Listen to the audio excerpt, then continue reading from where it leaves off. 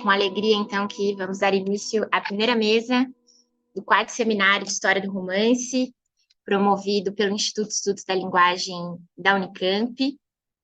Então, primeiramente, eu gostaria de agradecer a participação de todos vocês, começando a agradecer, na verdade, ao professor Jefferson Cano, que é o líder do grupo de pesquisa do História do Romance, que é um grupo vinculado ao Departamento de Teoria Literária da Unicamp, e o professor Jefferson é o idealizador do evento, então agradecemos aqui ao empenho e à iniciativa do professor para fazer esse evento acontecer.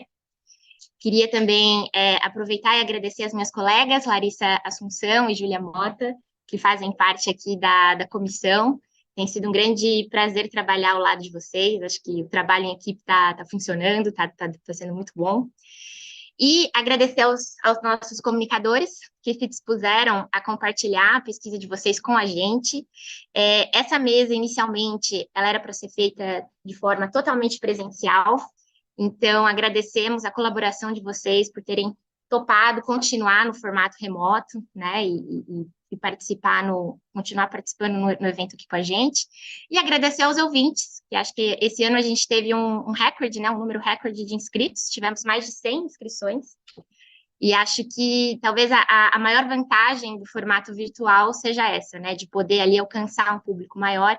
Temos pessoas inscritas do Brasil todo, universidades de norte a sul do Brasil, então vai ser bem bacana, assim, a gente ter esse alcance, né, essa diversidade de público. Então, aproveito e convido também vocês, o pessoal que está nos assistindo pelo YouTube, a fazer perguntas, comentários, podem ir soltando ao longo das apresentações.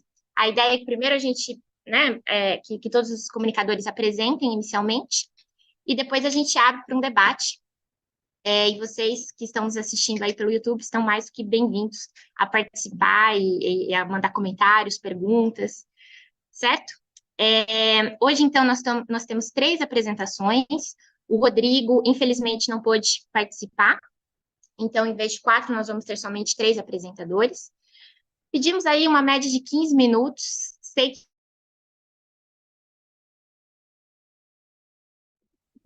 Gente, oi. A Thaís teve um pequeno problema técnico, mas ela já está reconectando aqui. Mas em breve a gente dá início às apresentações.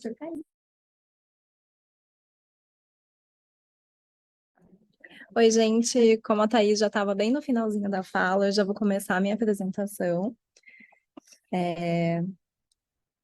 Ela caiu bem na parte em que ela ia me apresentar, né, para vocês, mas não tem problema.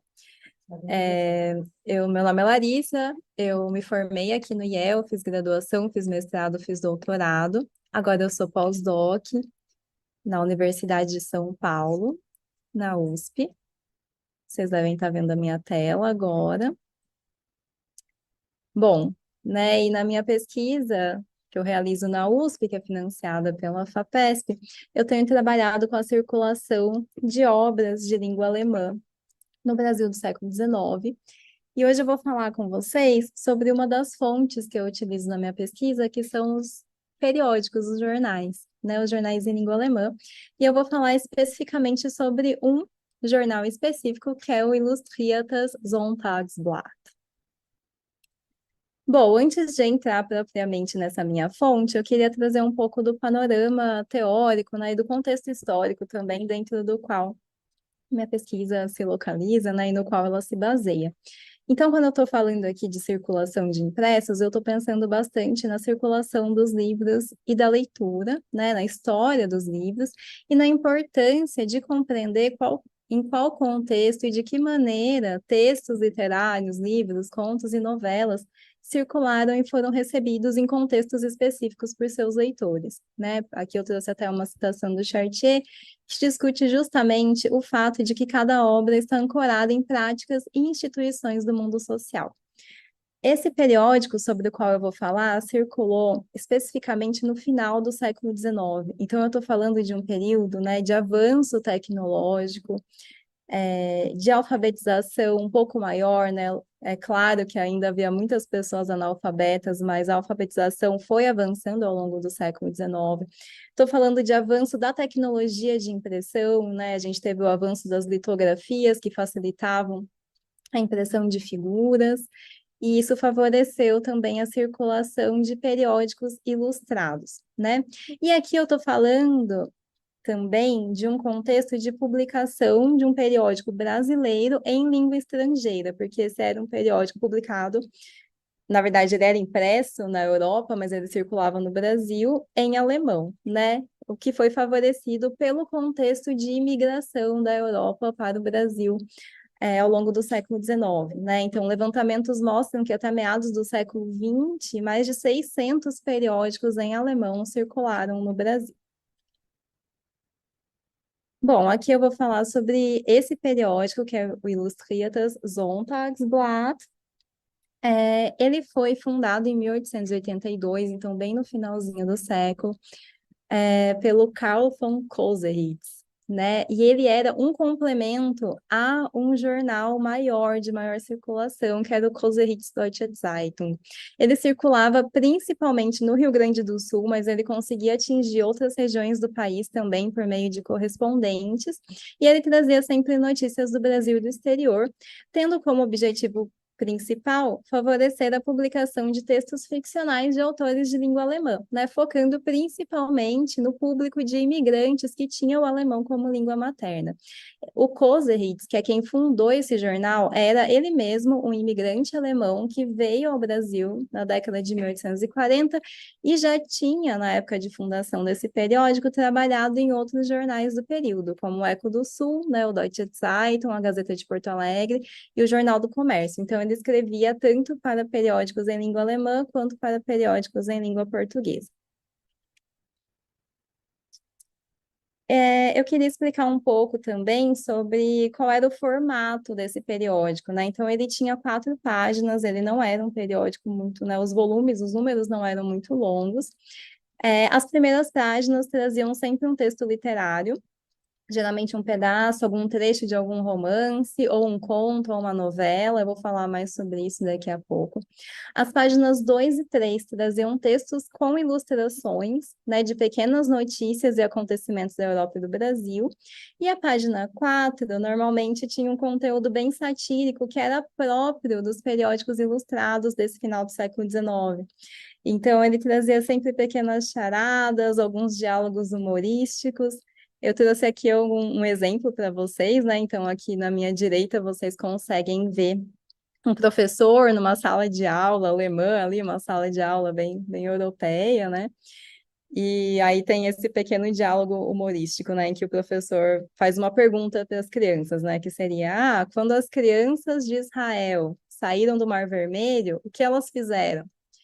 E a resposta do Christopherchen, que é o nosso personagem aqui, elas se secaram, né? Então tem uma questão de um humor alemão aqui que perpassa todo esse periódico, mas com isso vocês conseguem ter uma ideia, né, de como era essa sátira em relação aos costumes da época, que era própria também de outros periódicos ilustrados, inclusive periódicos de língua portuguesa, né, brasileiros de língua portuguesa, como a Revista Ilustrada e o Rio Nu. Então, o formato desse periódico era muito semelhante ao de outros que também circulavam no Brasil no mesmo período. Aqui eu trouxe uma lista só para vocês verem quais autores foram publicados no ano de 1884, que é o ano que eu usei para fazer o recorte dessa apresentação. Então, eu tive publicação de novelas, contos e romances. São só 5 obras, mas é porque algumas foram publicadas ao longo de muitos números, né? São 45 números no total. E aqui vocês conseguem ver que o romance do Zimmermann, por exemplo, foi publicado do número 14 ao 38, né? Então, é comum que esses romances seriados ou contos seriados fossem publicados ao longo de vários números, né? Por isso são poucas obras. Mas o que eu queria mostrar para vocês, né, já que aqui a gente está em um evento sobre a literatura e a arte, é a relação entre ilustração e texto na publicação dessas obras, né, desses contos e romances de maneira seriada. Então, um fato interessante que vocês conseguem observar aqui é que as ilustrações das notícias que vinham na última página do jornal eram inseridas em meio às narrativas, né? Quando eu entrei em contato com esse periódico pela primeira vez, eu tive a impressão de que essas imagens seriam ilustrações dos romances, mas não, elas são ilustrações não relacionadas aos textos ficcionais, e sim as notícias que vêm, né, no final de cada número, né? Então, aqui, por exemplo, eu tenho um trecho em que é publicado essa novela do Weissenfels. Então, na primeira página, a gente tem apenas texto. Na segunda, a gente tem o texto em volta de uma imagem de um deus grego. E na terceira página, a gente tem o texto em volta de uma imagem de um telescópio. Mas o deus grego e o telescópio não fazem parte da narrativa, eles fazem parte das notícias que vêm no final. E isso é um exemplo legal, porque mostra algo que a Taranti já explicou muito bem nos estudos dela sobre a imprensa francesa, é que havia nessa época uma fraca ali, uma frágil delimitação entre ficção e realidade nos periódicos. Então havia sempre uma permeabilidade entre as rubricas, né, e importação de elementos de outras partes do periódico para a parte ficcional. Então a gente consegue ver isso nesse periódico de língua alemã também. Aqui eu trouxe para vocês uma imagem um pouco maior, né, daquele deus grego, que na verdade é o Zeus, que seria explicada só lá na última página, que traz um texto falando de escavações organizadas pela Alemanha na cidade de Olímpia, na Grécia, que revelaram um templo de Zeus, onde ficava essa estátua, e depois tem uma série de informações sobre a estátua. Então, o que essa imagem está fazendo ali, na verdade, é ilustrando uma notícia sobre o território de língua alemã, né? Porque a escavação foi realizada na Alemanha, né? Então, na verdade, o que une tudo que está nesse jornal é esse contexto de língua alemã, porque esse jornal tentava unir, né, os imigrantes que estavam aqui aos acontecimentos europeus. A mesma coisa acontece com o telescópio, né, que é, na verdade, o tema de uma notícia que aparece na última página. E, né, então, é um telescópio que estava no Observatório de Viena. Então, mais uma vez, o que faz com que isso esteja ali é o fato de que esse telescópio estava em uma cidade do território de língua alemã, do período, né? Então, na verdade, é isso que une tudo que se colocava nesse periódico.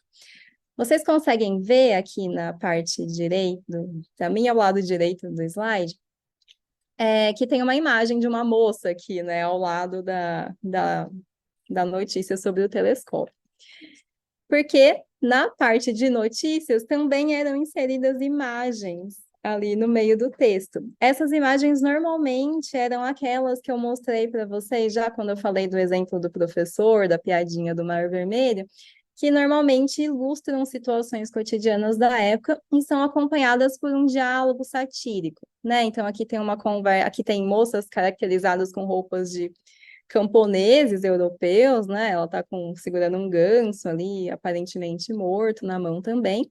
E tem esse diálogo, né, sobre uma peça de teatro, em que a mãe pergunta à filha: bem, Lynchen, o que você achou do teatro? E a moça responde: excelente, mãe, todas as moças da peça arranjaram homens, né? Então também um humor aí da época. Mas, né, então tem todo esse contexto de relação entre notícia, imagem, texto satírico e texto ficcional. Mas o periódico também traz, em alguns números, um conteúdo um pouco mais relacionado aos clássicos da literatura alemã ou às obras que estavam sendo canonizadas naquele momento. Eu trouxe um exemplo aqui para vocês, que saiu no número 4, que tem 6 imagens, né? Eu não vou conseguir falar de todas, mas eu vou falar de algumas. Essas imagens retratam também situações cotidianas da época e são acompanhadas por um conjunto de 4 versos, né? Então tem um poeminha ali, e o último verso desse poema é sempre uma citação de uma obra alemã famosa, né? De uma forma rimada e de uma forma satírica. Então, aqui, por exemplo, a gente tem essa imagem de um jantar, né? Um jantar com um convidado aparentemente meio preocupado, saindo correndo ali. E a gente tem esses versinhos que eu traduzi de maneira muito literal, então em alemão é muito mais bonitinho, mas o que está sendo dito é, né, camas muito curtas, vinho azedo, um jantar curto com longos intervalos, garçom e fatura orgulhosos e refinados, o convidado se afasta com horror. E esse o convidado se afasta com horror, né, da Wendet sich der Gast mit Klausen, é, na verdade, uma citação de uma balada do Scylla, né, que era muito conhecida na época, que foi publicada lá no século XVIII, em que o Polícrates é visitado pelo faraó, e aí o faraó sente que tem alguma coisa errada, porque todos os desejos dele são atendidos, então esse é o contexto humorístico, né, pegar essa citação de uma balada do Scylla e inserir em um contexto de cotidiano, de alguém que não tem dinheiro para pagar a conta do jantar. A mesma coisa acontece aqui, né, em que a gente consegue ver pessoas num zoológico, aparentemente, né? E aí isso é acompanhado desses versos aqui. Chapéus no meio da multidão, ao lado da jaula dos macacos. Os bolsos são bons para os dedos longos dos ladrões. A oportunidade espia a boa vontade, no silêncio forma-se o talento, né? E esse no silêncio forma-se o talento é uma citação famosa do Goethe, né? Que aparece na peça Torquato Tasso, feita em homenagem a um poeta italiano do século XVI.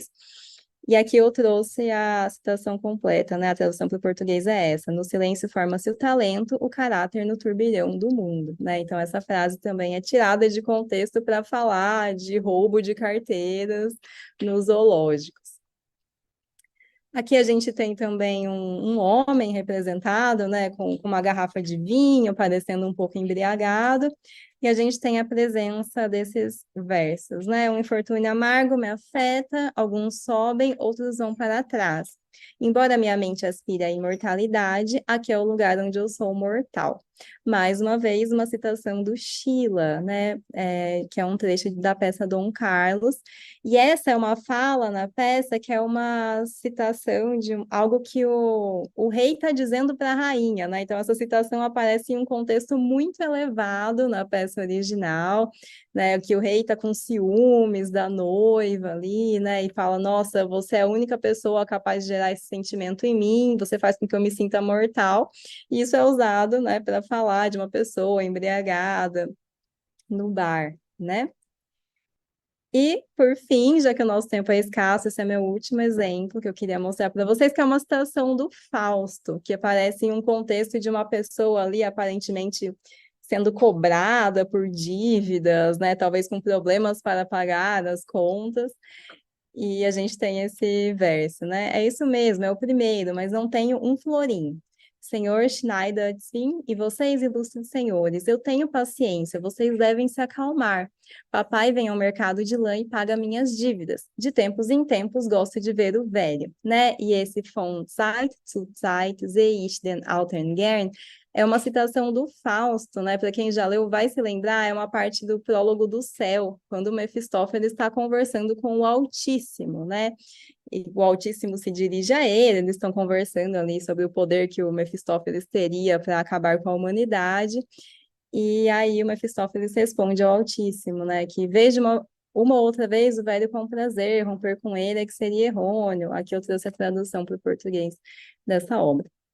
Então, o que eu tentei mostrar, né, é que a gente consegue ver obras literárias sendo tiradas de contexto, usadas de forma satírica em um outro contexto, o que é um uso interessante para essas revistas ilustradas que realmente tinham um tom de crítica na sociedade.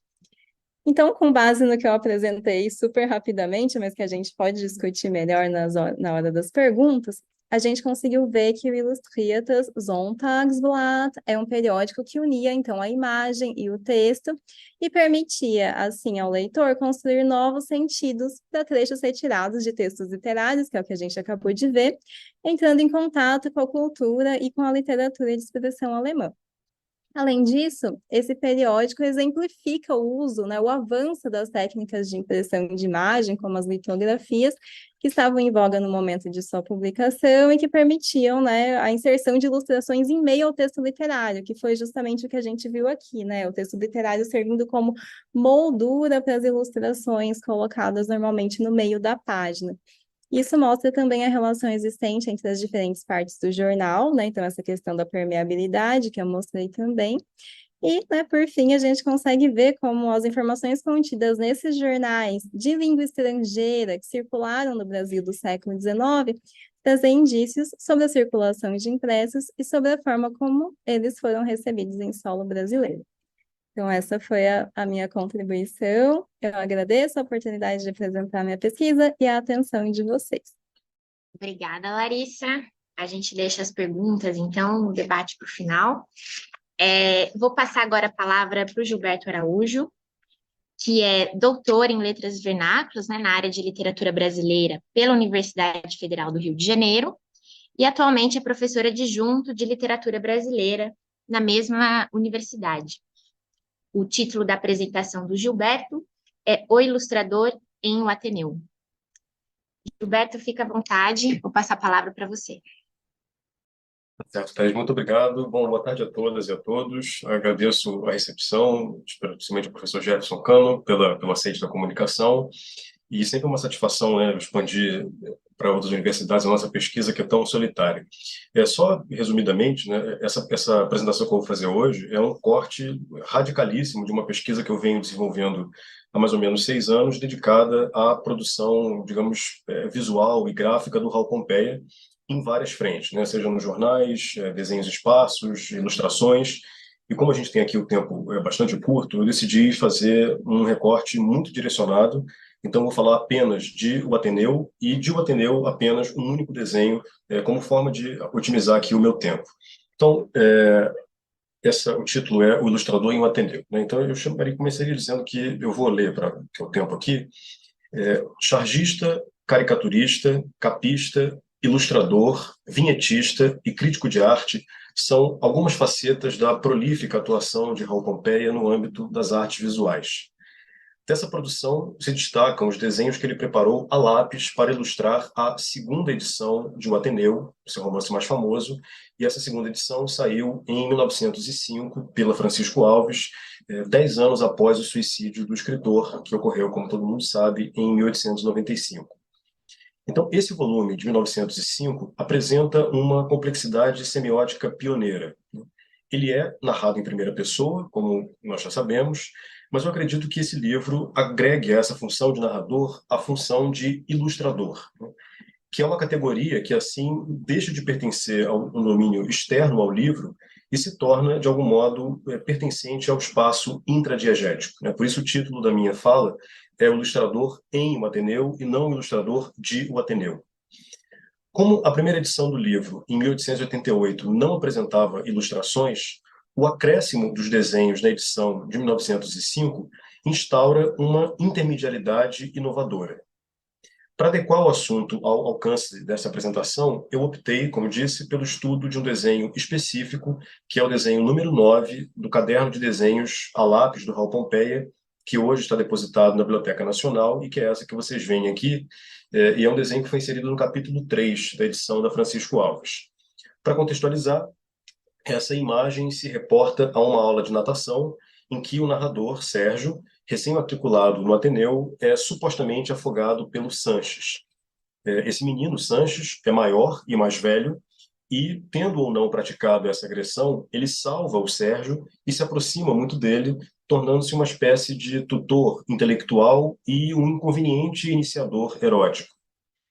A descrição textual da natação é basicamente dividida em 3 setores, né? A gente tem no texto, ainda não estou comentando a imagem, a descrição primeiro da confusão dos alunos na piscina, do muro que separa a piscina da casa do diretor, Aristarco, e perto desse muro, ou em cima desse muro, a Ângela, que é uma funcionária da casa do diretor, semi-escondida atrás do muro, de onde ela lança pedrinhas para que os alunos peguem na água, né? Então, acho que esses elementos vocês conseguem visualizar bem nessa imagem aí. A despeito de o cenário aquático soar amedrontador, o texto sugere que os conflitos nessa cena poderiam ser amenizados com o tempo. Então, todas essas binomias que nós vemos aqui, né, a oposição entre o grande e o pequeno, entre dentro e fora, entre forte e fraco, entre fundo e raso, masculino e feminino, coragem e covardia, certo e errado, todas essas antinomias seriam minimizadas com a maturidade, já que, a rigor, todo mundo que agora está no polo desfavorecido dos menores poderia trocar de papel no futuro quando envelhecesse. Todavia, a ilustração, essa que vocês veem, desmente essa possibilidade. Eu não estou dizendo que o texto se pauta por uma lógica de superação do passado, né, o que é completamente equivocado em se tratando de O Ateneu. Eu não estou dizendo que o texto apaga o passado e que o desenho mantém, não é isso. eu afirmo antes que a ilustração, quando destaca zonas sombreadas do romance, concretiza, num nível mais ostensivo, essa continuidade da experiência passada. Sobretudo se nós considerarmos que, na história editorial de O Ateneu, a ilustração é literalmente posterior ao texto, já que, como eu falei, ela sai apenas na segunda edição. Esse desenho que vocês observam se organiza em dois grandes volumes perpendiculares, né? Um que eu chamaria, talvez, num plano mais horizontal e escuro, que é essa piscina, como um terreno da desordem, do acúmulo dos corpos, que se opõe na vertical ao volume branco do muro, que é a fronteira para o universo da organização e da asepsia, que seriam representados pela casa do diretor, que está atrás do muro. Só que o ponto de fuga dessa imagem, que é o ponto para onde nosso olhar vai se direcionar, ele se encaminha para a borda traseira da piscina, e não para a paisagem que está atrás da Ângela. Essa conotação ordeira da casa do diretor perde o valor no meio dessa bagunça generalizada na água.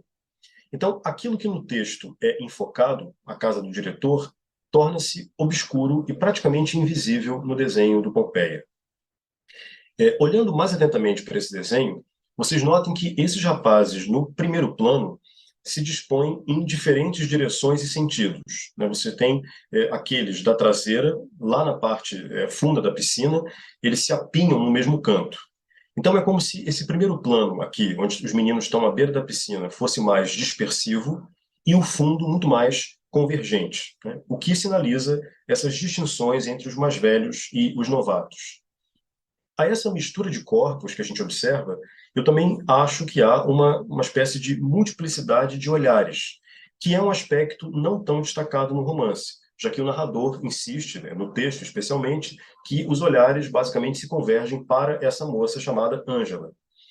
No desenho, por outro lado, vocês estão vendo que alguns alunos olham para ela, né, especialmente esse menino que tem um corpo atlético à direita com a mão na cintura, mas a maior parte dos alunos se entreolham, né? Então, inclusive, há aqui nessa ponta esquerda um menino que olha para aquele que observa a Ângela. Ou seja, o desenho privilegia essas miradas enviesadas, o que, de certo modo, quebra a univocidade do olhar que é insinuado no texto. Isso atesta muito mais uma verdade de interesse mútuo e de uma visada transversal. Três personagens desse desenho praticamente ignoram a presença da moça, que são justamente esses que são mais colados aqui, próximo de nós, à borda do espectador. Eu chamaria atenção para esses três que estão aqui de fato na ponta, né? Vocês viram que eles criam uma espécie de gradação. O primeiro, que é esse à esquerda, está semi-agachado, o segundo está totalmente agachado, e o terceiro manifesta, já dentro da água, pelo menos com metade do corpo, uma certa provisoriedade inquietante, como se estivesse saindo da piscina, né, conforme sugerem esses braços desalinhados dele. Ele tem ainda um sorriso muito intrigante, né, e eu convido a quem tiver interesse a verificar os textos, o desenho original do Pompeia, né, que está no acervo digital da Biblioteca Nacional, e aí vocês podem aproximar com todos os zooms aqui para observar melhor esses detalhes. E esse sorriso intrigante do menino dá a ele um aspecto curioso, sobretudo porque ele é talvez o único personagem de toda essa cena que olha o espectador.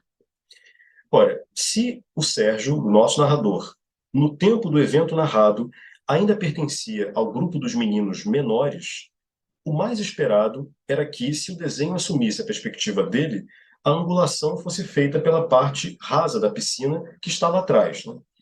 Só que o Pompeia prefere nos apresentar essa cena pelo avesso, como se ele, o ilustrador, tivesse distanciado espacial e temporalmente desse evento retratado. O desenho não toma o ângulo do personagem Sérgio, mas talvez do narrador, que, atravessados os 2 anos do internato, estaria deste lado de cada piscina, na parte mais funda. E diante dessas inversões de perspectiva, algumas perguntas começam a aparecer. Por exemplo, quem é esse menino que olha o espectador? E para quem ele olha além do espectador? E por quê? E seria possível vislumbrar o Sérgio nesse desenho ou não? Bom, em função do tempo, eu vou me ater exclusivamente a esse menino que nos olha, né? dificilmente ele seria o Sérgio. Naquele momento, como eu falei, o Sérgio era um menino totalmente suscetível, ele acabou de levar um caldo nessa piscina, o capítulo começa assim, e ele não teria esse sorriso descontraído, e sem contar o fato de que, nesse momento, insisto, ele não estava na parte funda da piscina. No terceiro capítulo, quem ganha destaque, além do próprio Sérgio, é o Sanches, que, como eu disse, é apresentado como uma figura aliciante, né, ao mesmo tempo sedutora e hostil. Então, possivelmente, é esse o rosto que nos flagra, o do Sanches, que no romance, inclusive, é descrito da seguinte maneira. Olhava-me o Sanches, né, então de frente e tinha ousado risos de malícia. Ou ainda, o olhar dele era como um brilho de facadas. Acho que essas descrições casam bem com o que a gente vê aqui. Bom, diagonalmente, essa imagem vai perdendo a visibilidade quando ela vai caminhando para o seu ponto de fuga. No primeiro plano, como eu falei, a gente consegue enxergar, por exemplo, até aqui nesse canto bem esquerdo, uma pequena planta e, ao fundo, ao contrário, vão imperar o enevoamento e a desfiguração. Lá no fundo, nós não sabemos mais diferenciar a piscina da mata que a circunda, os corpos de suas sombras, da mesma forma como se esfumaçam quase completamente os limites entre os indivíduos e o coletivo de alunos. Essa espécie de desvão espectral tornam-se igualmente indistintas a casa de Aristarco e a piscina, porque o muro que as separa lá no fundo também se esboroa. Nesse percurso de crescente invisibilidade e diluição de fronteiras, o primeiro plano, como eu falei, na direção oposta, se esmera em demarcar bordas e limites. As três crianças que nós vemos aqui, por exemplo, estão à beira da piscina, e elas reforçam essa experiência de limite que também se concretiza no muro e nessa folhagem que eu comentei à margem esquerda. Mesmo a ação mais esperada numa piscina, que é a de mergulhar ou de se banhar, ganha um certo estranhamento conforme o desenho vai caminhando para o fundo. Vocês viram, por exemplo, que esses corpos aqui da frente se comportam de uma maneira um pouco previsível, né, dentro de uma piscina. Mas, no fundo, nós temos um desfile quase de sombras, né, que parecem antes querer fugir da água do que permanecer nela. Aqui, perto de nós, tudo é, de certo modo, previsível, nítido e racional.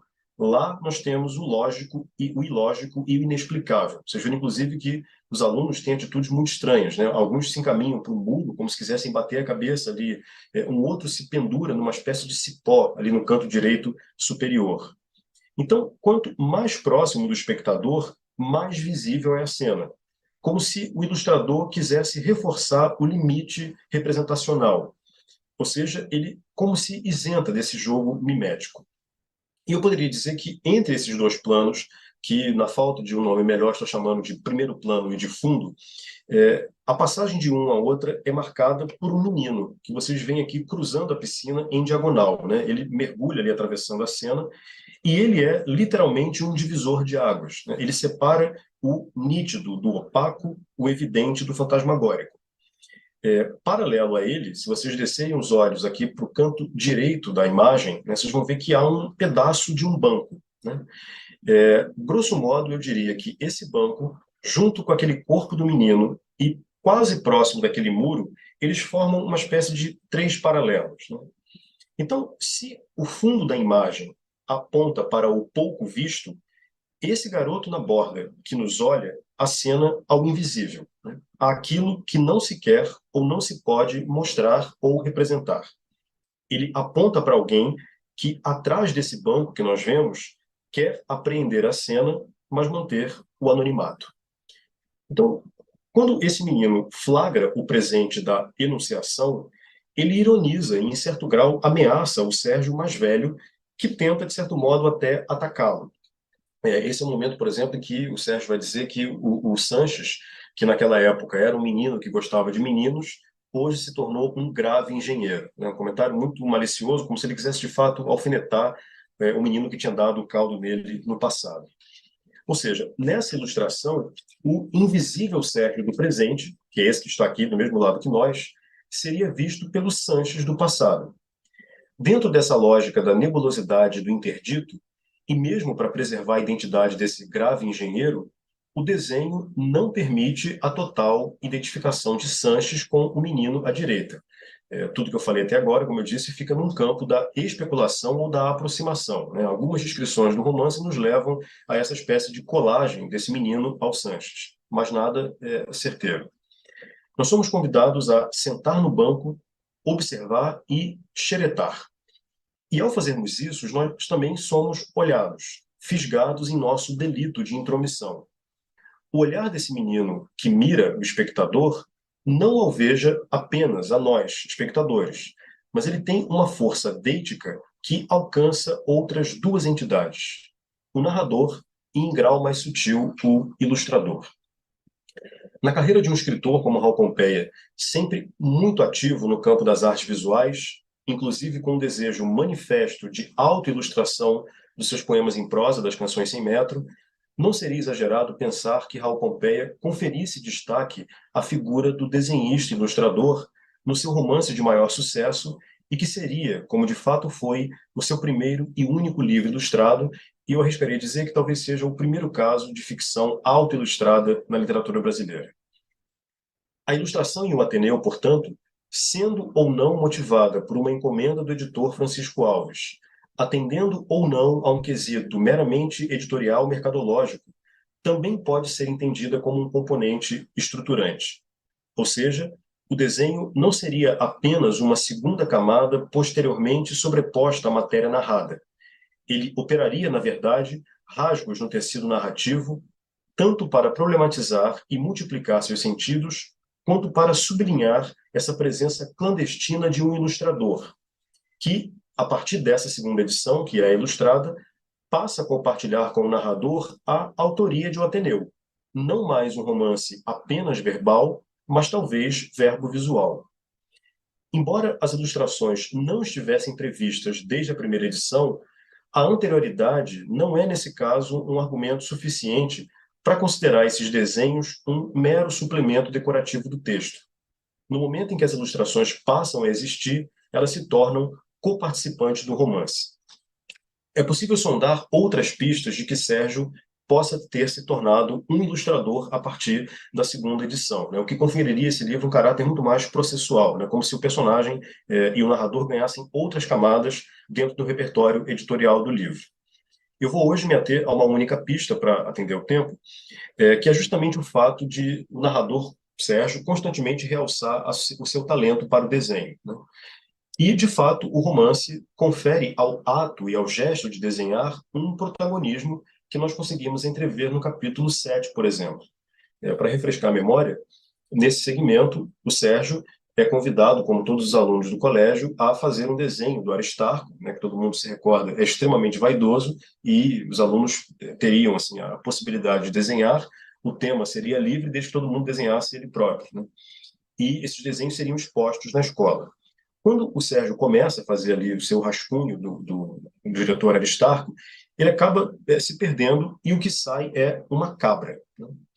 Então, quando esse menino vê a cabra, é claro que esse é um desenho que não vai ser exposto, ele não ganha moldura, esse desenho sofre intervenções de um professor, ele é borrado e depois ele acaba sendo rasgado, né? E o Sérgio exibe para o público apenas duas pontas de papel, né, como se fossem resquícios irônicos dessa cabra. Eu pediria então, por favor, para passar para a próxima imagem, que vocês vão ver exatamente essa cabra aqui desenhada no caderno original do Raul Pompeia. Então, como vocês estão vendo aqui, existe uma questão que chama muita atenção nessa ilustração. Essa ilustração não se restringe propriamente à cabra, isto é, à sua representação. Ela também não desenha o desenho rasgado, que eu acabei de comentar que esse desenho foi partido. Alguém desenha essa cabra numa folha que já se rasgou, ou seja, alguém desenha um desenho inexistente. Com isso, essa imagem, que é tão pequena e aparentemente inofensiva, ganha uma dimensão metalinguística, sugerindo haver alguém que a desenhou enquanto desenho. Isto é, o desenho da cabra, aquele que ficou no evento narrado, foi feito pelo menino, pelo personagem, mas o desenho do desenho, que é esse que a gente vê aqui, pertence a uma outra instância, a do ilustrador, que assim acaba se confundindo com a do narrador, né? Eu acho que essa moldura é muito significativa da ação dessa outra instância. Resumidamente, eu diria que o Sérgio personagem está para a cabra desenhada assim como o narrador está para a folha em que a cabra foi desenhada. A cabra, evidentemente, tem uma simbologia muito vasta e diversificada, e muitas vezes ela ganhou uma conotação sacrificial em rituais de iniciação. O Sérgio e seu desenho também são imolados pelo colégio, mas o ilustrador, narrador, é capaz de restituir esse desenho, de fazê-lo sobreviver, ou antes de ressuscitá-lo. Se a cabra foi, no evento narrado, reduzida a 2 fiapos de papel, agora ela retorna na íntegra, reconstituída e emoldurada, né? Portanto, o desenho não ganhou moldura, mas agora a folha quase que compensa isso. Esse aspecto confirma a potência do desenho de um ilustrador gabaritado, que, exatamente como naquela imagem da piscina que a gente acaba de ver, ostentava toda a sua maestria técnica, eu diria mesmo a sua manipulação. Então, só para finalizar, se puder voltar para aquela imagem da piscina, por favor. Eu comentei que ela se reportava ao Sanches, que teria afogado o Sérgio na piscina. Mas agora é o Sérgio, o que foi afogado, quem orquestra essa cena em pena e em lápis. Então, o que são essas poses todas que nós vemos aqui, por exemplo, à beira da piscina, se não uma espécie de vitrine de estudos corporais que se fazem em cursos de desenho e de artes? O que é a oposição entre a piscina e o muro, se não um exercício de volumetria? O que é o choque entre a nitidez e a opacidade, se não uma demonstração da habilidade de dominar o grafite e o esfuminho? O que são as paralelas que eu comentei há pouco, se não o domínio da geometria?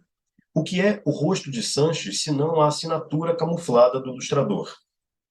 A julgar por todos esses espelhamentos que eu comentei, é como se o Raul Pompeia tivesse se esmerado, mesmo que a posteriori, em adaptar o seu lápis às habilidades do personagem. E se alguém aqui conhece os outros desenhos do Pompeia, vai observar que, de fato, em O Ateneu nós temos uma peculiaridade estilística que nem sempre aparece nos demais desenhos. Trata-se, portanto, não de uma questão puramente editorial, mas talvez ficcional. Deve-se, por fim, ponderar que o Abílio César Borges, que foi o diretor do Colégio Abílio, onde Raul Pompeia estudou, e que supostamente seria inspiração para Aristarco, esse personagem, o Abílio, se notabilizou na história da pedagogia nacional, dentre outros aspectos, pelos livros didáticos de desenho, porque ele julgava que essa era uma disciplina indispensável à educação infantil. Se o Raul Pompeia, autor empírico, aprimorou suas habilidades gráficas nas aulas de Abílio, Sérgio também o fez no Ateneu, tornando-se tão habilidoso que pôde ilustrar sua crônica de saudades. Essa edição ilustrada, como eu falei, saiu pela Francisco Alves, que é um editor responsável pelo maior número de livros didáticos ilustrados na primeira década do século XX, uma mesma área em que o Abílio, como Aristarco, também foi frutífero, fazendo ambos intensa propaganda e vendagem de seus volumes. Não é à toa que o Francisco Alves coloca o desenho de Aristarco em baixo relevo na capa do livro, como se quisesse emprestar uma feição escolar a um romance ambientado num colégio. Então, não se trata de uma leitura cravada num biografismo raso que já foi muito questionado pela crítica debruçada sobre o Ateneu. Na verdade, Sérgio, Pompeia, Abílio, Aristarco e Francisco Alves criam uma caixa de ressonâncias em que o desenho forja um complexo semiótico ímpar na literatura brasileira, de forma a que personagens, autor, narrador, ilustrador e editor entrem num caleidoscópio, ampliando, cada qual em seu domínio, as camadas de sentido de O Ateneu. Bem, eu vou encerrar por aqui, e depois, quando a gente quiser conversar, eu posso comentar mais alguns aspectos e questões teóricas também da minha pesquisa. Então, muito obrigado e encerro aqui. Tá ótimo, Gilberto, muito obrigada. A gente deixa aqui as perguntas para o final. E passar a palavra agora para o Esdras, que é nosso colega aqui de departamento, faz doutorado em Teoria e História Literária aqui na Unicamp, e que também é um dos integrantes do grupo História do Romance, do grupo de pesquisa História do Romance. Esdras, eu acho que a Larissa já está aqui compartilhando o seu PowerPoint, então fica à vontade. Obrigado, Thaís. Boa tarde a todos que estão me assistindo, me ouvindo. Agradeço a oportunidade de poder compartilhar um pouco do que eu tenho lido, que eu tenho feito, e esse trabalho ele segue paralelo ao que eu estou fazendo na minha tese de doutorado, né? Eu tenho investigado, tenho trabalhado, pesquisado e lido bastante a respeito do autor C.S. Lewis, que a propósito ontem completou 60 anos de sua morte, no seu falecimento, e ele foi fortemente influenciado pelo George MacDonald, que é autor desse texto aqui, deixa eu cronometrar minha fala, autor desse texto, né, que é o Fantastes. Então, estou trabalhando basicamente com um autor que influenciou o meu autor principal, né? Então, recentemente no Brasil foi publicado esse texto, né, o Fantastes, que vocês têm aí o frontispício dele. Em 2020 ele saiu pela editora Thomas Nelson Brasil, traduzido pela primeira vez no idioma português, e ele foi publicado em 1858 na Inglaterra, tá? E a versão que eu cotejo, né, que eu comparo, e que inclusive as ilustrações foram usadas, é a versão de 1894, que tem as ilustrações do John Bell, que era um ilustrador bastante conhecido, bastante famoso, ali no período do século XIX. Então, peço que a Larissa, por gentileza, passe a... Isso, esse é o autor, né? É o George MacDonald. Então, quem é o autor do texto, né, desse texto que eu tenho em mãos? O texto que eu cotejei foi um texto digital, tá? Deu bastante trabalho para encontrá-lo, porque é difícil, eu não imaginava que era tão difícil a gente encontrar os textos do MacDonald, pelo menos esses textos do século XIX, né, na íntegra, e depois de pedir na biblioteca da Unicamp e com outros amigos meus, né, eu tive acesso a dois arquivos, né, que correspondiam ao mesmo, que era uma cópia fiel, né, uma cópia, um livro na íntegra da Universidade de Toronto, né, no Canadá.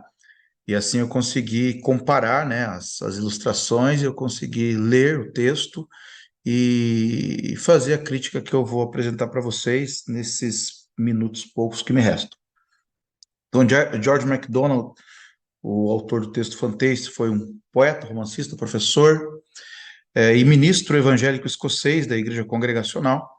Ele viveu a maior parte de sua vida na chamada Era Vitoriana, e de acordo com a biografia desse autor, num dos livros que eu peguei aí da biblioteca do IEL mesmo, aí tem o nascimento dele, nasce em 1824, entre os anos de 1840 e 1845 ele estuda, né, na Universidade de Aberdeen, e teve seu trabalho reconhecido com prêmios nas áreas de Química e Filosofia Natural, ou seja, ele é um cara que é da literatura, né, trabalhou tem um discurso filosófico, mas a área de interesse dele foi Química e Filosofia Natural, talvez isso explique um pouco o teor do livro, né, o Fantastes. Eu vou apresentar rapidamente o enredo, né, do que se trata. O livro Fantastes conta a história de Anodos. Anodos é um personagem bastante curioso, né? Porque ele completa 21 anos, ele ganha então a chave da escrivaninha, né? O texto se passa nos anos 50 do século XIX, então a gente precisa entender um pouco a situação ali em que ele foi criado. E ali ele tem a primeira experiência com a fada, né? Porque o texto é Fantastes, em português o subtítulo é Um Conto de Fadas, né? Em inglês seria Um Conto de Fadas para Homens e Mulheres, em inglês. E então ele encontra uma fada, essas fadas tradicionais que a gente está acostumado a pensar, né? Que é uma uma figura humanoide minúscula que estava sobre a mesa, e ele conversa com essa fada, e essa fada percebe que ela estava sendo de certa forma, estava sendo subestimada por ele, e ela então toma forma de um adulto comum, e ela fala para ele, olha, você vai encontrar o caminho do reino das fadas. E é aí que a história começa, né? Porque aí Anodos começa a ter algumas visões, e o texto ele é muito fantasioso, por isso que o George MacDonald é considerado aí o pai dessa literatura da fantasia moderna. Então, os grandes escritores que trabalharam nessa área beberam dele. Alguns reconhecem, outros um pouco relutantemente também reconhecem, uns de maneira declarada, outros de maneira velada, né? Então, autores que foram influenciados por ele, a gente tem o Lewis Carroll, o Alice no País das Maravilhas. Você lê o Fantastes e lê o Alice no País das Maravilhas, você vê muitos pontos de contato. O C.S. Lewis, né, com as Crônicas de Nárnia, o Tolkien, o Senhor dos Anéis, e também apenas para ficar entre os mais conhecidos, o Frank Baum, do Mágico de Oz, né? São variações da mesma história, se vocês pensarem assim no enredo de maneira assim um pouco estendida.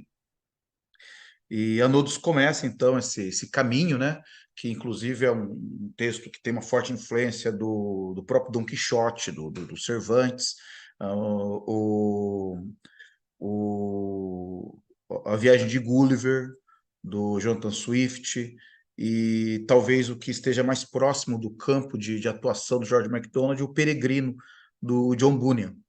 Então, tanto é que o final do texto não é tão importante, né? O mais importante é o processo, né? O caminho, né? É o caminho que o personagem faz ali no Reino das Fadas, tá? E, enfim, ele passa por muitas coisas, assim, bastante estranhas, insólitas, né? Ele encontra as fadas, ele encontra gnomo, encontra dragão, encontra cavaleiro medieval, ele se apaixona por todas as mulheres que ele conhece no meio do caminho, né? Ele é um eterno apaixonado, né? Uma espécie de protótipo aí do Vinícius de Moraes, nosso. E, e ele, de certa forma, tem essa figura feminina assim, bastante forte, né? Ele enfrenta o Freixo, que vai ser o vilão da história, enfrenta outras dificuldades, ele luta contra gigantes e vence gigantes, né? Então é um personagem bastante interessante que está dentro desse recorte da fantasia, tá? Esse recorte fantástico. Mais para frente, eu acho que está no slide, Larissa. Aqui. Isso, a hipótese do trabalho procura demonstrar o perfil dos leitores do texto fantaste e como ele está implicado, né, nos paratextos editoriais. Então, de certa forma, as ilustrações são paratextos editoriais. Eu pego o conceito do Gerard Guinet, né, e também do Chartier, né, que vai na mesma direção do Ginet. E os paratextos é tudo aquilo que acompanha o texto, mas que não faz parte do texto propriamente dito, né? As ilustrações são paratextos. Tanto é que a primeira edição de 1858 não tinha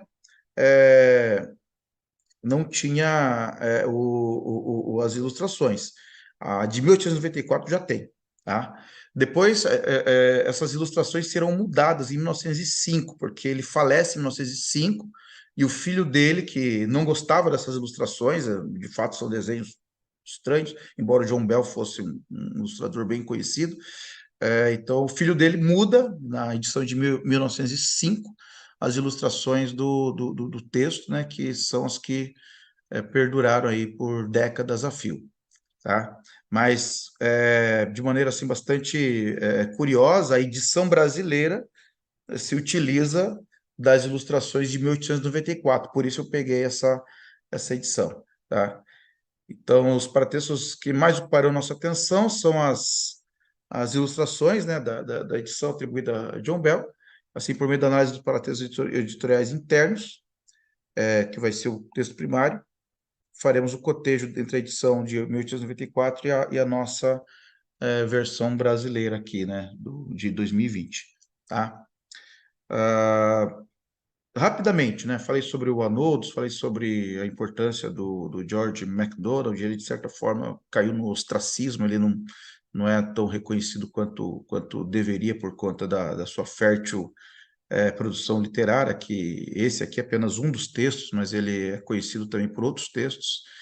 E o que eu gostaria de chamar a atenção de vocês é que quando há a transposição dessa versão para o português, que esse é o recorte que eu faço também, nós vamos ter uma certa dificuldade com algumas ilustrações. Bom, eu não teria condições de mostrar para vocês as 25 ilustrações. Mas já no paratexto de 1894, ali na própria folha de rosto, a questão das ilustrações é tão importante que ela aparece citada ali, né? Então tem a autoria, todas as informações que a gente conhece, né? E na folha de rosto já tá escrito ali que esse texto contém 25 ilustrações sobre a obra e tudo mais. Na edição brasileira, 3 foram deixadas de lado, né? São 22 ilustrações que foram aproveitadas, 3 foram abandonadas. Mas o que acontece na edição brasileira é uma coisa assim que me chama bastante atenção, porque quando a gente pega os desenhos de 1894, eles estão mais nítidos do que esses de 2020, porque provavelmente foi uma intenção dos editores de deixá-los mais nebulosos, né? Então eu peguei pelo menos quatro imagens para mostrar para vocês mais ou menos como que isso se processa. Então, essa aqui é uma das ilustrações, né? Que mostra, falei para vocês que ele lutou contra gigantes e venceu os gigantes, de fato, né? Ele, no meio da caminhada, ele encontra 2 irmãos que estavam se preparando para lutar contra 3 gigantes, e havia uma profecia que dizia que, enquanto esses irmãos estivessem se preparando para a batalha, haveria um terceiro guerreiro que se juntaria a eles, e no caso é o Anodos. O Anodos aparece lá, e ele topa, né, essa parada, né, de enfrentar os 3 gigantes, né? E ele então começa a forjar suas armas, é toda uma situação medieval ali, né? E depois vem a luta, né? Ocorre a luta, ele treina com os 2 príncipes, que eles eram príncipes, estavam defendendo o reino do pai. Então, se vocês observarem lá atrás, tem um castelo, né? Que seria o lugar onde o pai dos garotos armeiros morava, né? Dos príncipes armeiros morava. E no meio da batalha, todos morrem, menos Anodos. Então, os 3 gigantes morrem, os 2 príncipes morrem, e aí essa ilustração mostra o momento em que Anodos acompanha aqui o Anodos está no fundo aqui, né, com a devida couraça, com os equipamentos, né, bélicos, e montado no cavalo preto. Ele acompanha esse cortejo fúnebre dos príncipes que estão sendo carregados na carroça aí, né? Que a ideia é que eles estão indo rumo ao castelo, né? Então, aqui a legenda, que é uma das características também, que em português não há legendas, são textos fechados, e são ilustrações, são desenhos fechados, não há legendas. A legenda fala: We commenced our journey towards the capital. Nós começamos nossa jornada em direção à capital. E aí a versão em português, eu vou mostrar para vocês como é que ficou em português, que é uma imagem, não tem uma boa resolução, mas só para vocês terem uma ideia do que aconteceu, que acho que está na próxima, Larissa. Isso. Essa aqui é a versão em português. Observe que lembra alguma coisa, mas como eles tiveram a preocupação de colocar uma moldura, né, na imagem, perdeu-se aquilo que seria o mais importante, né, que seria a representação dos corpos sendo carregados em cortejo, né, um cortejo fúnebre. Então você tem ali os cavalos que ficaram importantes, né, porque eles que aparecem na imagem. A gente não tem a população que estava ao redor também acompanhando o corpo. A gente tem algumas crianças aqui brincando. Isso, assim, para o leitor, isso não tem menor sentido, né? Não tem nenhuma legenda, porque há um simulacro aí de uma moldura de espelho, e o espelho é um dos contos que está presente no livro, né? Então, só para vocês verem como que o leitor perde. Nós, brasileiros, nós perdemos com a edição brasileira por conta dessa falta de cuidado aí, né, dos editores em trabalhar com as imagens, tá?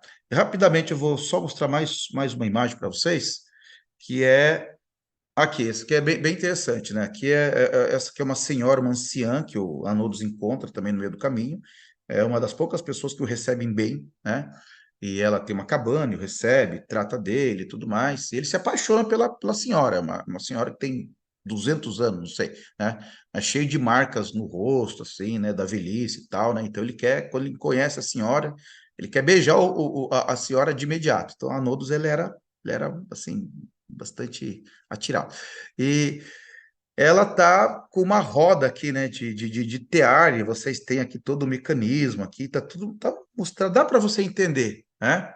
E aí ele fala, aqui na legenda, a woman face, the most wonderful that I had ever beheld. Então seria o rosto de mulher mais lindo que ele já havia visto, já havia conhecido, né?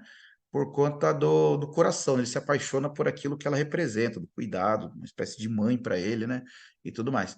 E quando a gente vê a ilustração em português, na edição brasileira, né, do nosso idioma, o recorte é mais ou menos esse que a Larissa vai mostrar para vocês, que é apenas também o rosto da mulher, né? Que não dá para saber nem se é mulher ou se é homem, né?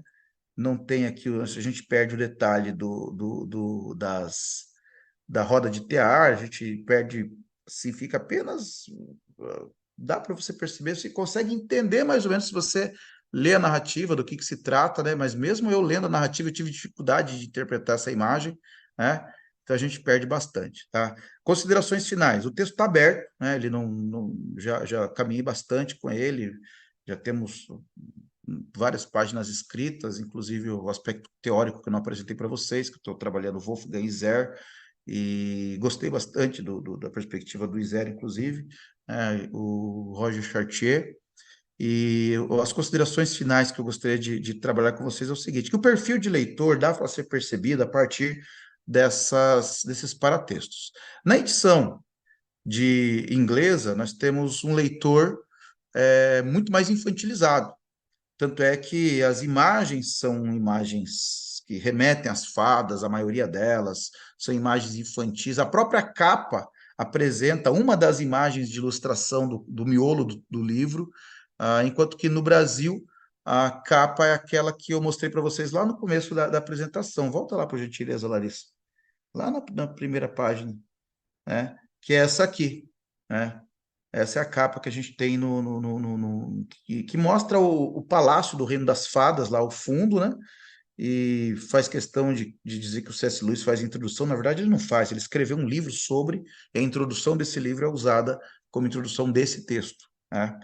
E, enfim, nós temos essa moldura que é onipresente nas ilustrações da edição brasileira, que com a tentativa de trazer uma aura de mistério e tudo mais, acaba prejudicando a própria imagem, como eu mostrei para vocês, tá?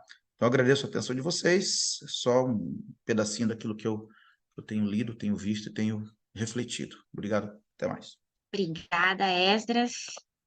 Acho que agora a gente pode ligar as câmeras, né? Temos aqui algumas perguntas no YouTube. Inclusive, também, se vocês que apresentaram quiserem fazer perguntas um para os outros, né? Fiquem à vontade também.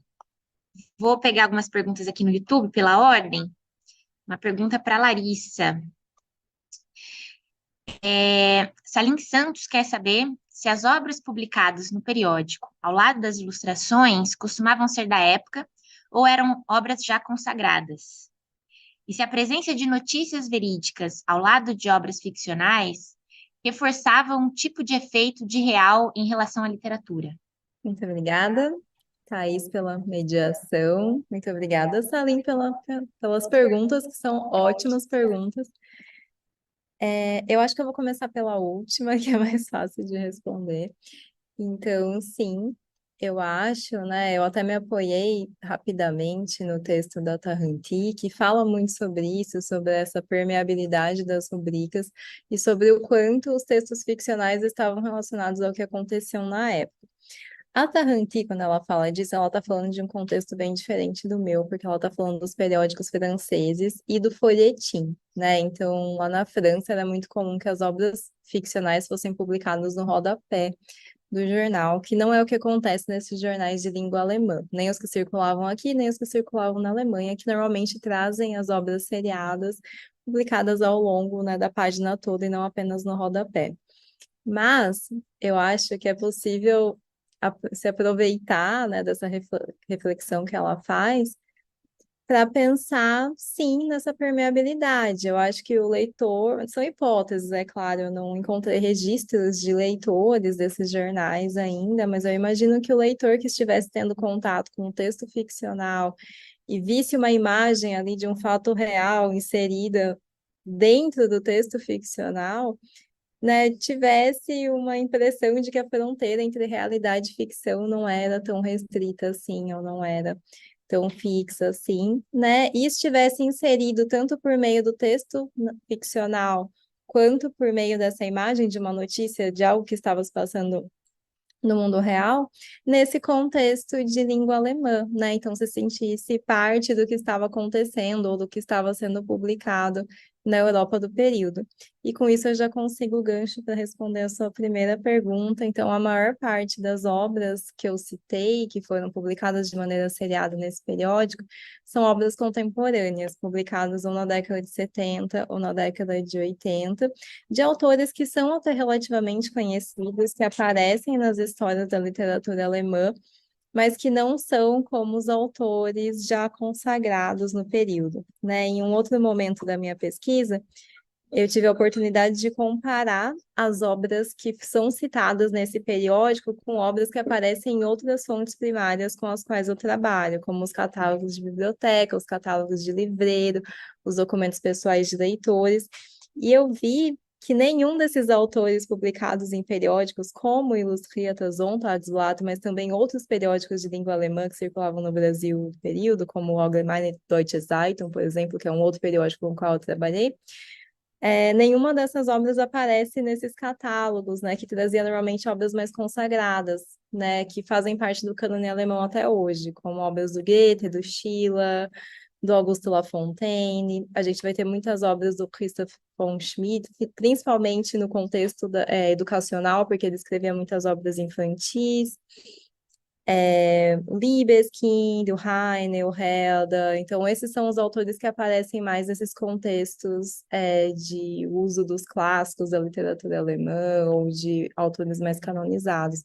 Então, existe essa diferença, sim, o que parece indicar que os periódicos eram um local onde autores menos conhecidos na época conseguiam publicar suas obras.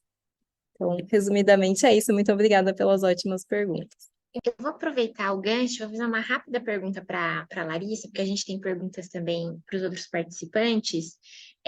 Eu queria que você comentasse assim, brevemente essa questão da presença do cânone, né, de obras clássicas no romance.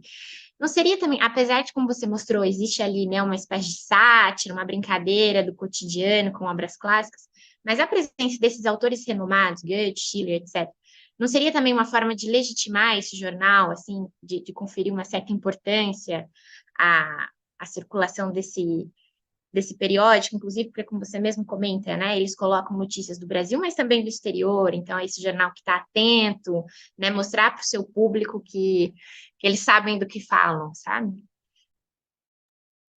Muito obrigada, Thaís, pela pergunta. Eu acredito que sim, eu acho que sempre que né, nessa época que a gente está falando, né, do final do século XIX, os autores do século XVIII, os autores do romantismo alemão já estavam, né, muito bem canonizados, já eram usados nas escolas, então já tinham ingressado nesses meios de canonização, assim, né, então já eram muito publicados, tinham muitas edições, eram estudados nas escolas. Então, eu acho que a citação a esses autores, em qualquer contexto, principalmente dessas frases que são famosas até hoje rondam aí o Instagram e o Facebook, é uma forma de legitimar, assim, esse tipo de sátira, de fazer uma sátira considerada talvez inteligente ou elevada, né, que está usando ali os clássicos para criticar uma situação cotidiana. Então, um uso inteligente, né, de tirar uma frase de um clássico e inserir em um outro contexto. E eu acho também que isso tem essa perspectiva quase educacional de levar esse conteúdo para as pessoas que tinham acesso ao periódico, né? Principalmente as pessoas que estavam no Brasil, né? E os imigrantes alemães nem sempre estavam em um contexto urbano do Brasil, né? Muitos foram trabalhar em fazendas ou em áreas rurais aqui do Brasil. E eu acho que o contato com esses periódicos era uma forma de eles terem essas referências importantes dentro da língua alemã. Então, eu acho também que você decorar esse versinho engraçado é uma forma de decorar uma parte também dessa obra clássica, né, dos autores clássicos da literatura. Então, eu acho que entra um pouco nesse viés educacional, mas servia, assim, também para legitimar, é claro, fazer essa crítica, né, considerada talvez inteligente, à sociedade. Então, ótima pergunta também, muito obrigada. Obrigada a você, Larissa. Vou aqui na ordem passar a bola para o Gilberto. Tem uma pergunta aqui no YouTube, Salim Santos também. Na apresentação do Gilberto, chamou-se a atenção da presença do banco na ilustração analisada. Então, queria saber se o banco, plano sólido e aparentemente vazio, sugeriria um ponto de antítese, figurando como o estável opondo-se ao instável da piscina.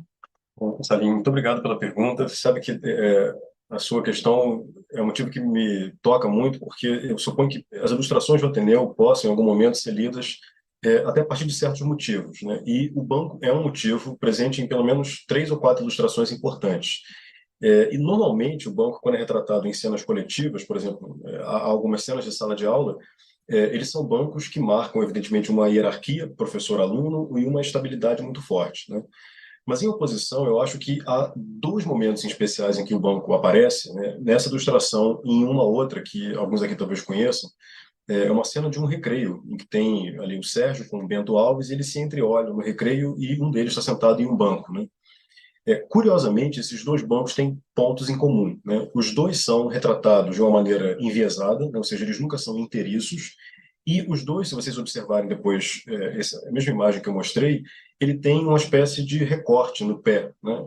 É claro que isso é um recorte como um traço de mobiliário do século XIX, mas o que eu acho curioso é que, sendo um banco retratado pela metade, ou pelo menos de maneira parcial, normalmente ele é uma peça de mobiliário que pode simular a ideia de que quem está atrás daquele banco ou perto daquele banco busca uma espécie de ponto de apoio, como se dissesse, eu estou aqui sentado observando essa cena e sou alheio a ela, ou seja, ela não me contamina, e eu, na condição de espectador ou ilustrador, passo incólume a ela. Mas vocês vão ver que, ao contrário, esses bancos normalmente vão marcar uma espécie de presença ausente, né? Porque você tem um banco que não tem ninguém, mas na verdade você tem um ilustrador que está ali atrás, né? Então, acho que toda essa presença do banco é uma marca de grande vazio, né? Não é à toa que ele tem esse traço recortado ali no seu pé, como se fosse um grande emblema do buraco, né? Lá na outra imagem que eu me reportei há pouco, essa do recreio, você tem um menino sentado, que possivelmente é o Bento Alves, e ele entreolha para o Sérgio, e o banco também é retratado por esse ângulo parcial, né? Então, como eu disse, ele é uma espécie de marcação de estabilidade visível, mas, no meu entender, ele é uma espécie de reforço da grande instabilidade, né? Então, é uma leitura que eu suponho que seja essa. Agora, deixa eu só fazer um comentáriozinho aqui que estou com turno, né? Porque eu achei muito curioso e muito interessante assim, o conteúdo da apresentação, tanto da Larissa quanto do Esdras, e foram 2 pontos que também me disseram muito diretamente, porque acho que todos nós aqui que trabalhamos com imagem, né, as coisas vão se repetindo de uma maneira tão interessante, né? E eu percebi que um traço que está muito na minha pesquisa e que apareceu muito tanto na do Esdras quanto da Larissa, é uma certa fixação pela ideia de moldura que a gente tem, né, quando trabalha com imagem.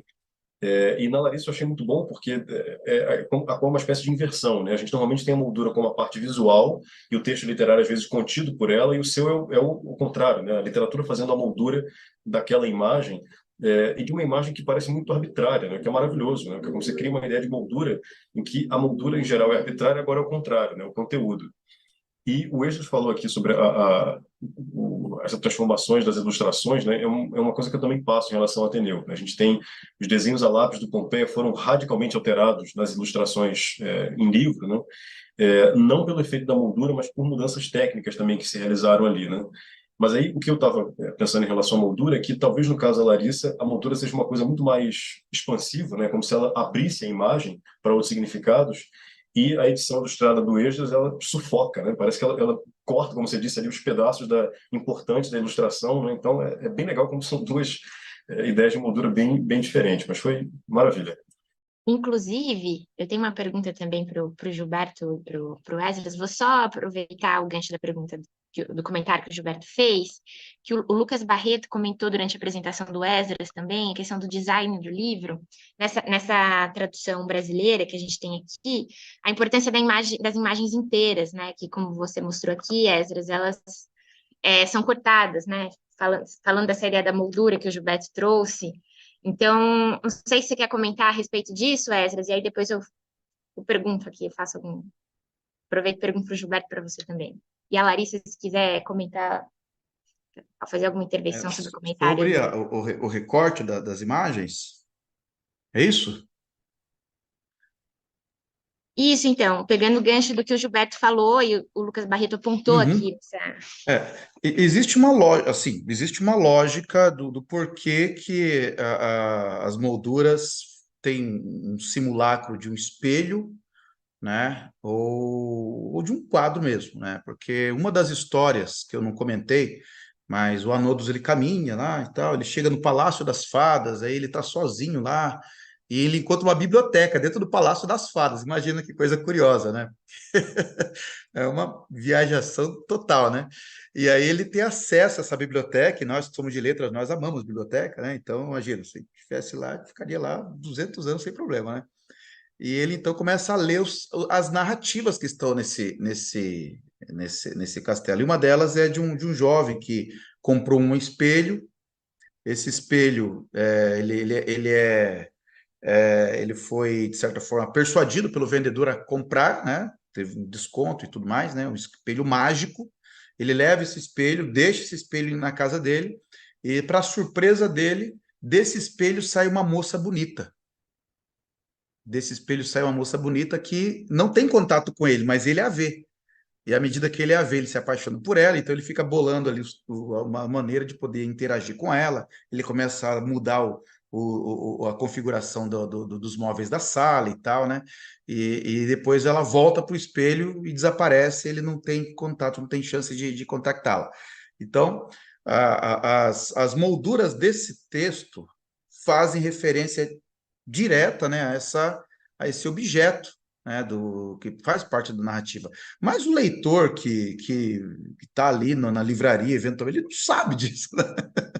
É uma coisa que está totalmente externa a quem não leu a obra. Só quem conhece, quem lê, que sabe, que consegue fazer essa referência, né?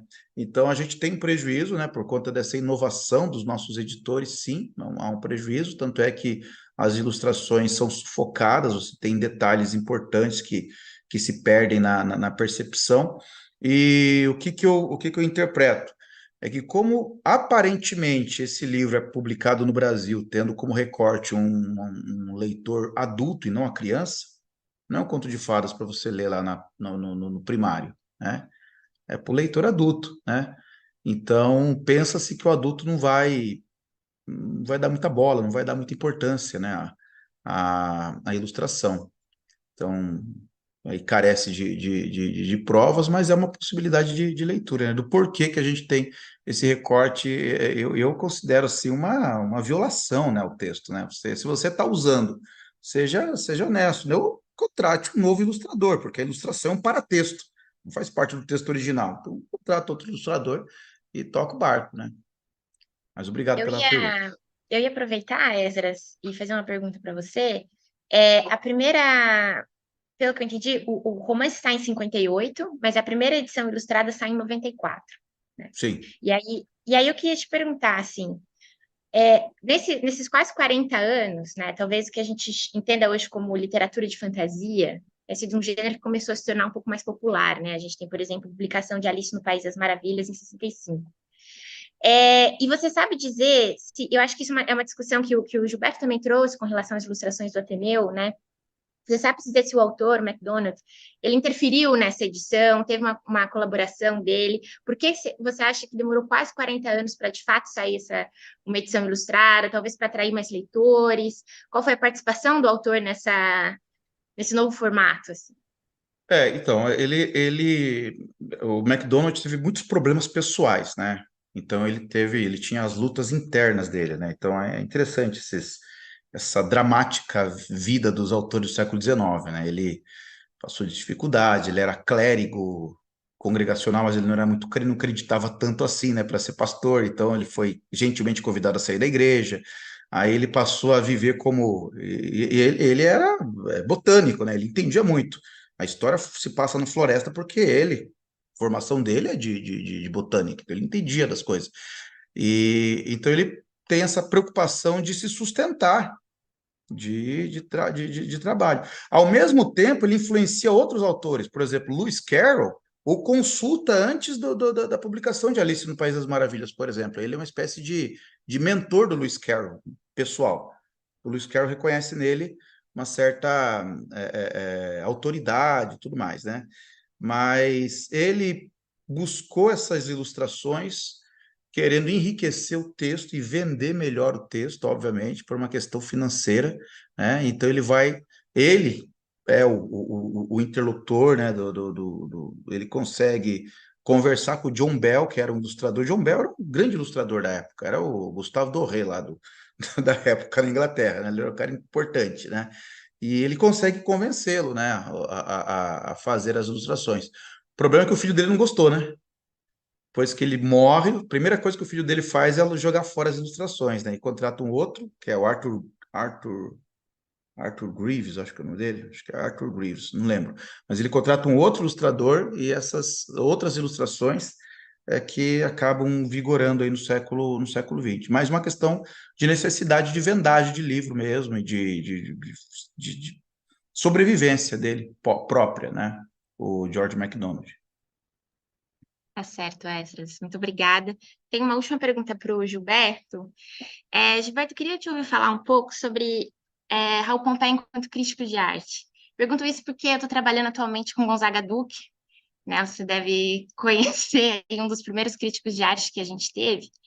E me chamou muita atenção na sua apresentação e também enquanto eu lia seu resumo, os termos que você usa para definir a ilustração do Pompeia são ilustrações que se caracterizavam pelo esfumaçado, pela imprecisão dos contornos e até por certa opacidade, condizentes com o perfil memorialístico do Ateneu. Isso me lembra muito impressionismo, né?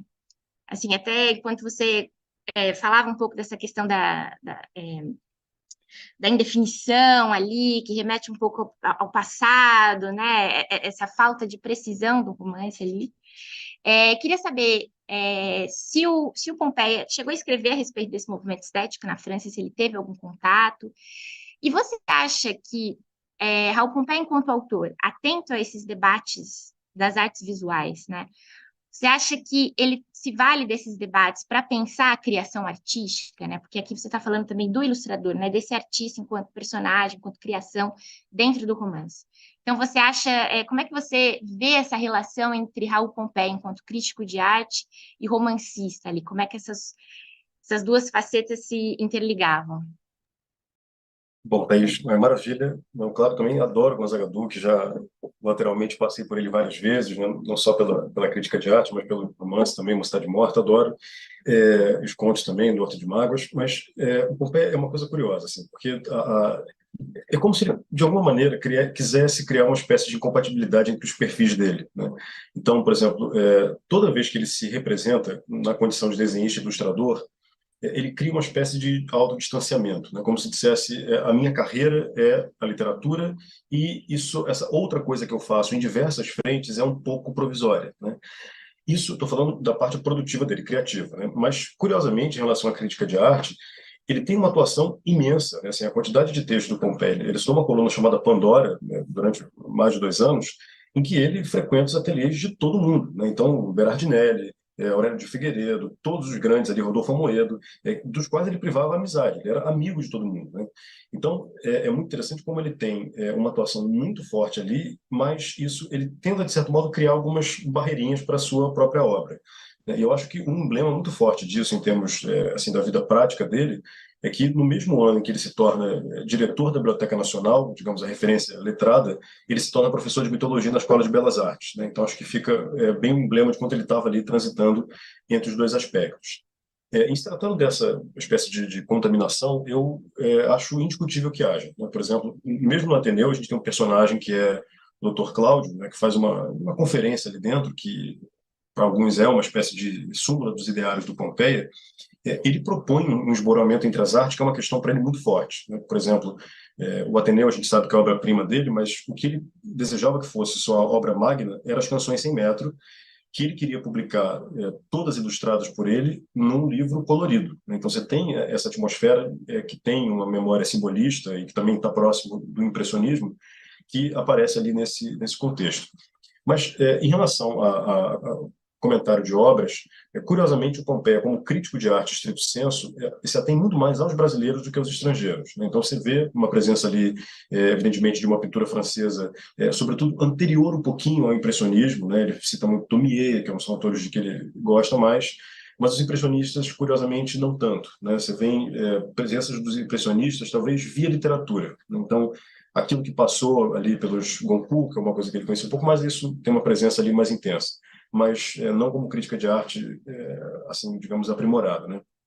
Em relação ao Ateneu, aí sim eu suponho que haja digamos, presença visual do impressionismo muito mais elaborada, porque, como eu falei, o Ateneu foi publicado em 88, mas os desenhos foram vendidos para o editor em 1895, 1894, né, que quando o impressionismo já estava conhecido há bastante tempo no Ocidente.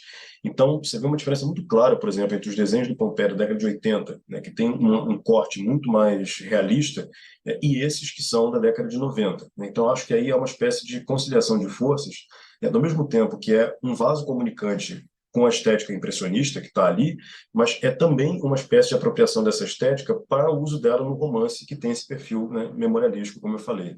Então, acho que houve um casamento que, na verdade, já estava previsto pelo próprio romance, né, que, do ponto de vista textual, também, já muito debatido, tem ali elementos muito impressionistas na sua configuração. Acho que é isso.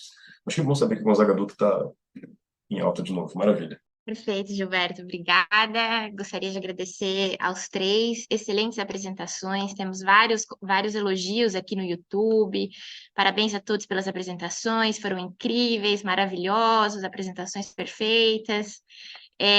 A gente só tem mais uma pergunta, não sei se dá tempo, não. Então, aqui, ó, chefia mandou cortar. Então, eu agradeço mais uma vez a presença de vocês, a colaboração, acho que foi uma mesa bastante produtiva. Foi legal ver esses diálogos, né, entre uma apresentação e outra. E fica o convite, então, para a segunda mesa. Às 4 horas estaremos de volta, falando sobre romance e adaptação. É isso, pessoal. Boa tarde e muito obrigada. Boa tarde, obrigado.